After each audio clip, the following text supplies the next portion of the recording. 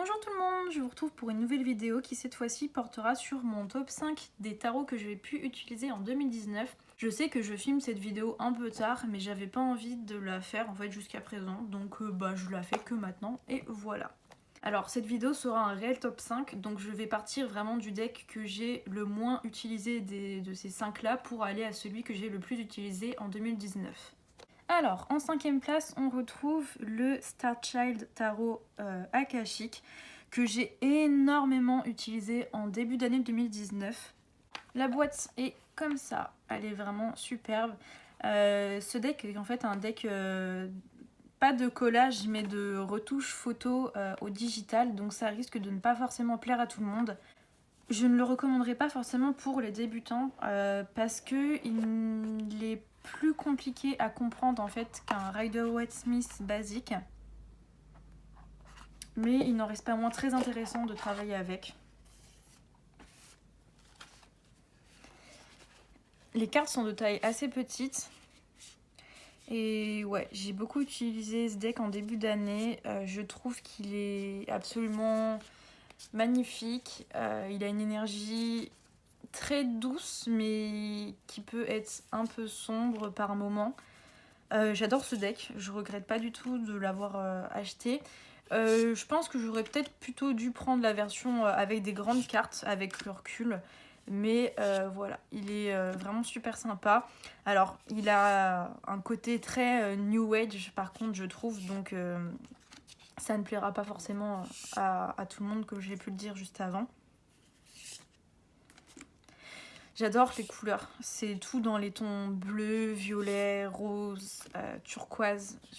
Ça fait vraiment partie des couleurs que je peux préférer, donc forcément j'aime énormément ce deck. Il y a quelques cartes avec lesquelles j'ai un peu de mal, notamment il me semble que c'était les amoureux, mais je vais pas aller la chercher, j'ai un peu la flemme. Parce que je sais pas, je trouve que des fois la représentation n'est pas toujours très parlante en fait. Celle-ci, c'est une de mes cartes préférées. Elle est superbe. Et mine de rien, maintenant que j'utilise des tarots un peu plus grands, ouais, je le trouve quand même assez petit, à savoir que j'ai des petites mains.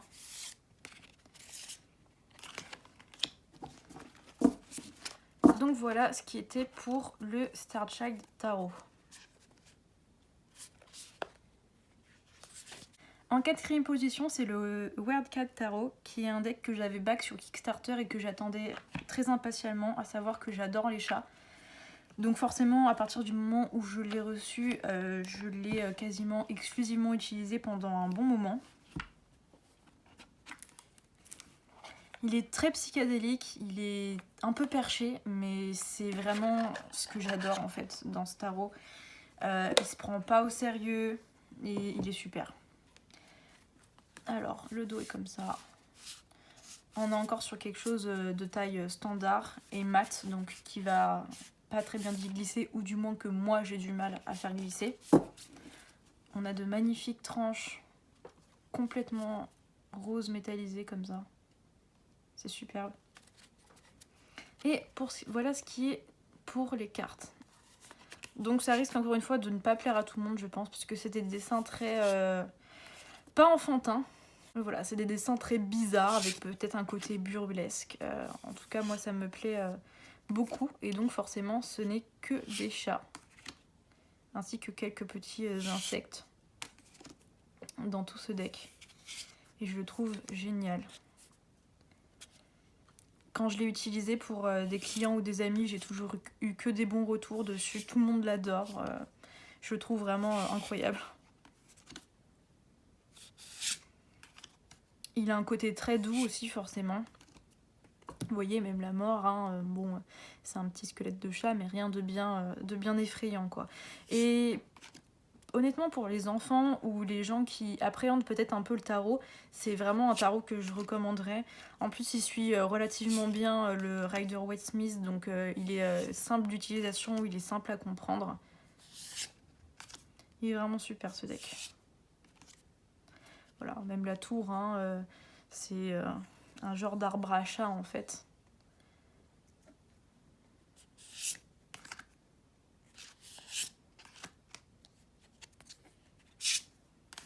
Voilà pour ce qui était du Wildcat Tarot. En troisième position, c'est le seul deck mass market qui est donc disponible sur Amazon. Tous les autres, spoilers, ce ne sont que des decks indie auto-publiés. Donc c'est la version française du Everyday Witch Tarot, donc le tarot Histoire de sorcière, que j'ai reçu par mon chéri pour Noël. Donc c'était vraiment à la toute fin 2019. Mais je le place quand même dans ma vidéo, dans mon top 5 2019, parce qu'en fait là jusqu'à récemment je ne l'ai pas lâché du tout. J'adore ce jeu, je le trouve... c'est ce qu'on peut appeler clairement un clone du Rider-Waite Smith, mais je le trouve... je sais pas, je le trouve marrant, je le trouve doux, je le trouve quand même... comment dire, il va droit au but, il passe pas non plus par 30 chemins quand il y a quelque chose qu'on doit comprendre. Donc on est sur une taille classique. Le dos, je trouve vraiment cool. On est enfin sur quelque chose de glossy qui glisse, merci. J'aime beaucoup les cartes mat, je trouve que c'est très beau, mais je suis une grosse nouille quand à mélanger en fait les cartes. Là au moins ça glisse bien, ça ne colle pas, donc j'aime beaucoup.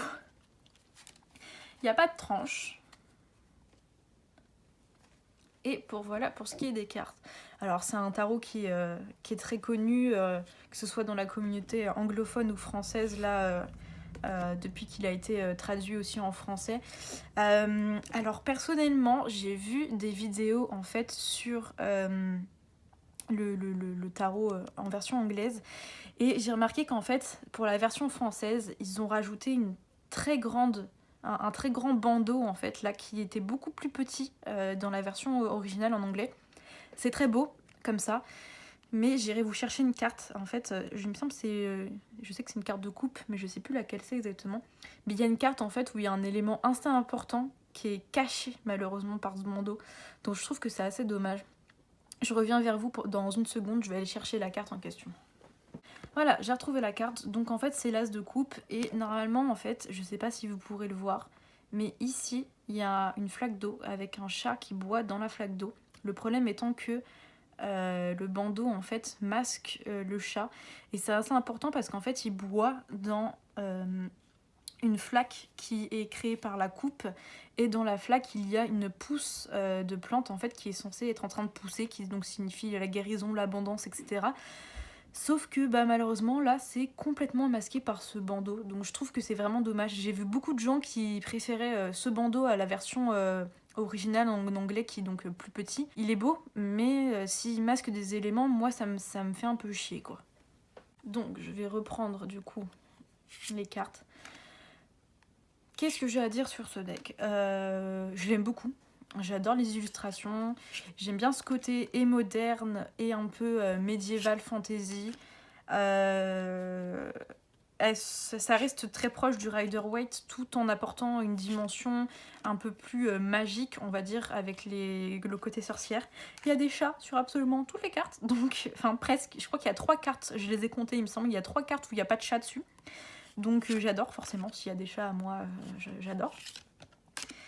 Voilà. Alors moi je suis juste pas très fan qu'ils aient choisi cette illustration pour la boîte. Je trouve que c'est pas non plus... elle est jolie, mais c'est pas la meilleure, et c'est pas non plus la plus représentative quoi, je trouve. Pareil, ça fait clairement partie des decks que je recommanderais à toute personne qui cherche un tarot un peu plus... comment dire, un peu plus joli, un peu plus différent du Rider-Waite original, tout en gardant cette facilité de lecture en fait. Si aussi vous avez peut-être des enfants qui s'intéressent à votre pratique, ça peut clairement être un très bon premier jeu.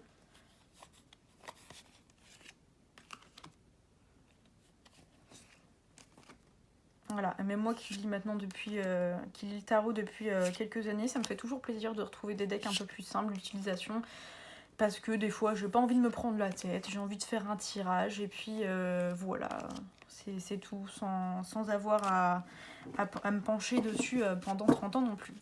Donc voilà pour le tarot Histoire de sorcière. En seconde position, on retrouve le True Black Tarot, qui est une pure merveille. Ce tarot est un chef-d'œuvre. J'ai vu beaucoup de gens qui ont du mal à l'utiliser en fait en tant que tarot parce que les cartes sont très...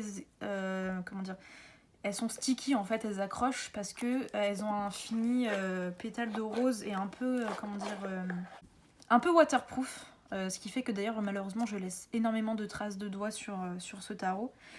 Et du coup ils ont beaucoup de mal à l'utiliser parce que ça a tendance à accrocher, etc. Perso ça m'a pas dérangé plus que ça. C'est un peu chiant parce que ça accroche, mais de toute façon moi de base je mélange comme un pied. Alors que ce soit parce que ça accroche ou parce que c'est juste moi. Voilà, ça, si je veux utiliser un tarot, c'est pas ça qui va m'empêcher de l'utiliser. Alors moi j'ai la version où il y a une faute pour le hiérophante. Je vais aller vous le chercher tout de suite pour vous montrer ça. Je reviens sur le hiérophante juste après, j'ai oublié de vous montrer la boîte.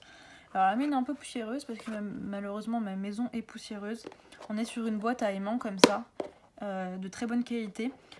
Moi par contre j'ai eu un petit problème avec la boîte. Je sais pas si c'est ma boîte qui était peut-être un peu plus fragilisée, je sais pas exactement. Je sais pas si vous le verrez, mais en fait là j'ai dû rajouter de la colle parce que toute la partie ici en fait était en train de se décoller. Voilà, après c'est une boîte quoi, mais elle est belle, donc j'ai pas envie de l'acheter, j'ai pas envie de la changer non plus. Alors on est sur des cartes très épaisses qui donc sont d'une très très bonne qualité. Le dos est juste incroyable. Alors je sais pas si je vais arriver à bien vous les montrer, à bien glisser.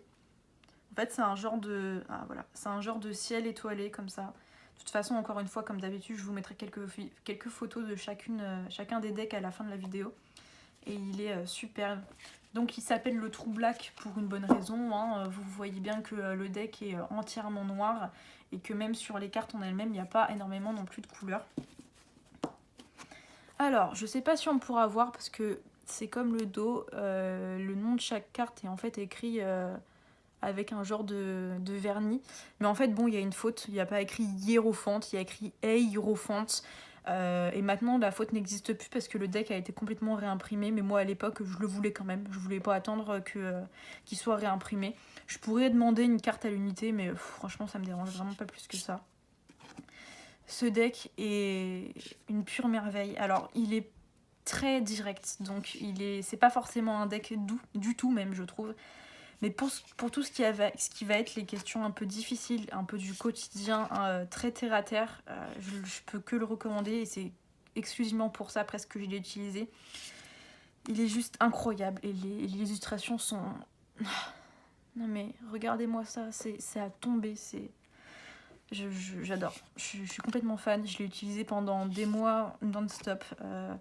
Il s'est fait détrôner par le deck qui va être en première place, mais... Franchement, si vous voulez ce deck, foncez. Foncez parce que je sais pas s'il sera toujours disponible ou pas. Et c'est une pure merveille. Et j'espère de tout cœur que le mec qui a fait ce deck nous fasse un jour un oracle ou je sais pas pour accompagner ce deck parce que c'est... Ah, mais regardez ça. Oh mon dieu. En plus, je peux pas vous montrer tous les détails parce qu'il y en a qui sont faits au vernis en fait. Normalement, il y a une vigne et il y a un petit renard aussi. Oh, moi, il me transcende totalement. Je suis en extase. C'est une pure merveille. C'est un chef-d'œuvre. Que ce soit tant par son côté artistique, dans le sens où c'est une œuvre d'art pour moi, clairement, mais aussi parce que il fait vraiment partie de mes soul decks en fait, concrètement. Il est incroyable. Donc voilà ce qui était pour le True Black Tarot. Si vous voulez ce deck, foncez, vraiment. Regardez quand même quelques walkthroughs plus détaillés. J'en ai fait un d'ailleurs sur ma chaîne si ça vous intéresse. Mais honnêtement, je pense pas que ce soit possible de regretter l'achat de ce tarot. Je vais arrêter là parce que sinon je pourrais refaire une seconde vidéo entièrement dessus. Et voici maintenant la première place. Le fameux Sasarai Bito que tout le monde adore et que j'adore aussi moi-même, qui est vraiment, si je devais choisir qu'un deck à utiliser toute ma vie, c'est celui-là et pas un autre.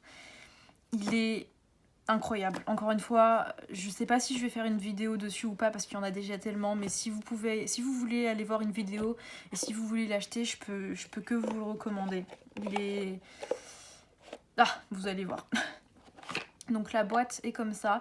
À savoir que moi, c'est ma deuxième version en fait, parce que les chats m'ont mangé quelques cartes de mon premier jeu que j'avais eu le malheur de laisser sortir.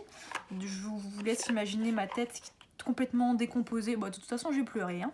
Complètement décomposée quand je me suis rendu compte qu'il m'avait bouffé des cartes. J'étais vraiment pas bien du tout. On est sur quelque chose de taille encore standard, des cartes très glissantes. Donc moi, ça, c'est un pur plaisir à utiliser. C'est fluide, c'est génial. Le dos est magnifique.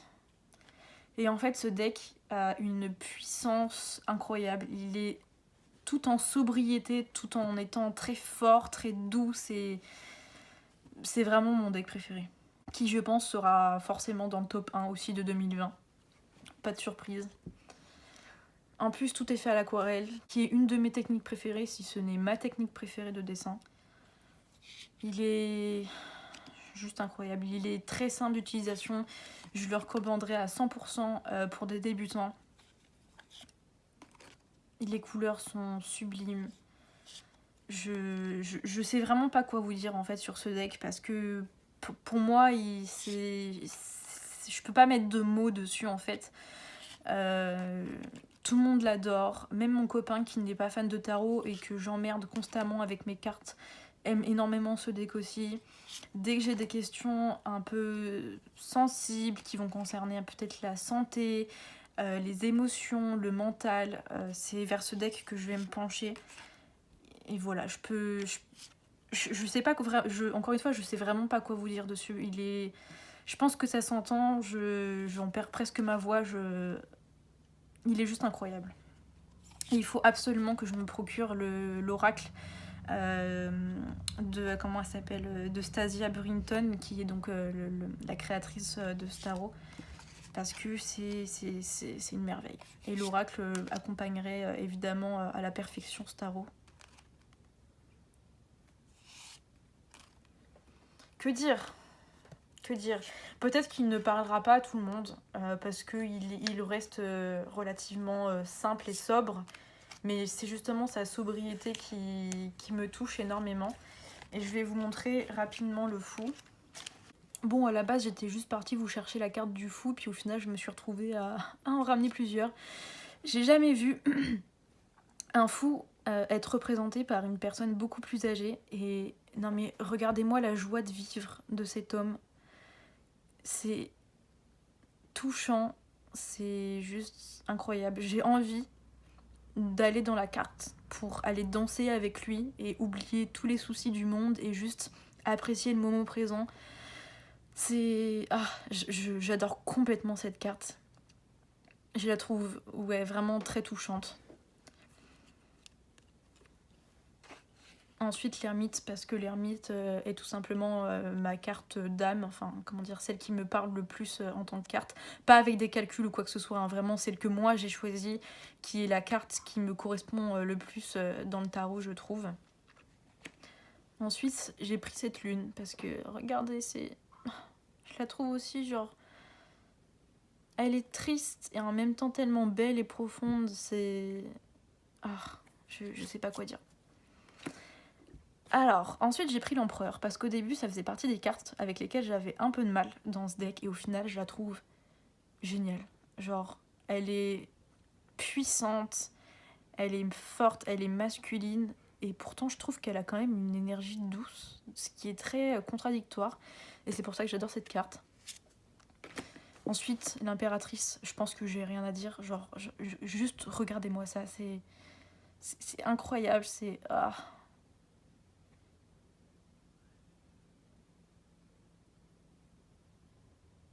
J'adore cette carte. Et en dernier, j'ai pris les amoureux, parce que bah pareil, cette carte est juste géniale. Voilà, je pense que je vais arrêter cette vidéo là, parce que sinon je vais parler encore de Sasori Abito pendant 3 heures. Si vous n'êtes pas abonné à ma chaîne, n'hésitez pas à vous abonner, à mettre la petite cloche, le petit pouce bleu qui fait toujours plaisir. Si vous avez des suggestions, n'hésitez pas à les dire en commentaire. Et si la vidéo vous a plu, n'hésitez pas à la partager. Et je vous retrouve très bientôt pour une nouvelle vidéo. Salut tout le monde!